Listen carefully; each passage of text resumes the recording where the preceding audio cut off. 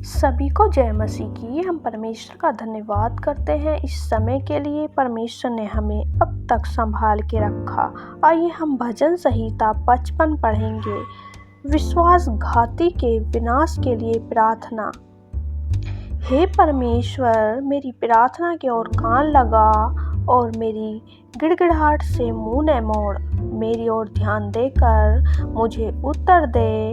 मैं चिंता के मारे झटपटाता हूँ और व्याकुल रहता हूँ, क्योंकि शत्रु कोलाहल और दुष्ट उपद्रव कर रहे हैं। वे मुझ पर दोषारोपण करते हैं और क्रोध में आकर सताते हैं। मेरा मन भीतर ही भीतर संकट में है और मृत्यु का भय मुझ में समा गया है। भय और कपकपी ने मुझे पकड़ लिया है और भय के कारण मेरे रोए रोए खड़े हो गए हैं। तब मैंने कहा, भला होता कि मेरे कबूतर के से पंख होते तो मैं उड़ जाता और विश्राम पाता। देखो, फिर तो मैं उड़ते उड़ते दूर निकल जाता और जंगल में बसेरा लेता। मैं प्रचंड बयार और आंधी के झोंके से बचकर किसी शरण स्थान में भाग जाता। हे प्रभु, उनका सत्यानाश कर और उनकी भाषा में गड़बड़ी डाल दे, क्योंकि मैंने नगर में उपद्रव और झगड़ा देखा है। रात दिन वे उसकी शहरपनाह पर चढ़कर चारों ओर घूमते हैं और उसके भीतर दुष्टता और उत्पात होता है। उसके भीतर दुष्टता ने बसेरा डाला है और अंधेर, अत्याचार और छल उसके चौक से दूर नहीं होते। जो मेरी नामधराई करता है वह शत्रु नहीं था, नहीं तो मैं उसको सह लेता। जो मेरे विरुद्ध बढ़ाई मारता है वह मेरा बैरी नहीं है, नहीं तो मैं उससे छिप जाता। परंतु वह तो यूं ही था जो मेरी बराबरी का मनुष्य, मेरा परम मित्र और मेरी जान पहचान का था।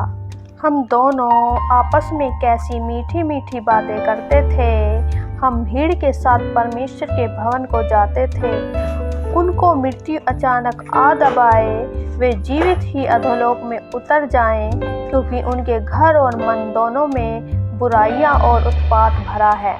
परंतु मैं तो परमेश्वर को पुकारूंगा और यहोवा मुझे बचा लेगा।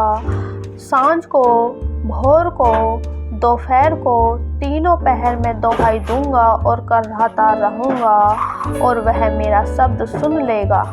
जो लड़ाई मेरे विरुद्ध मची थी उससे उसने मुझे कुशल के साथ बचा लिया है। उन्होंने तो बहुत को संग लेकर मेरा सामना किया था।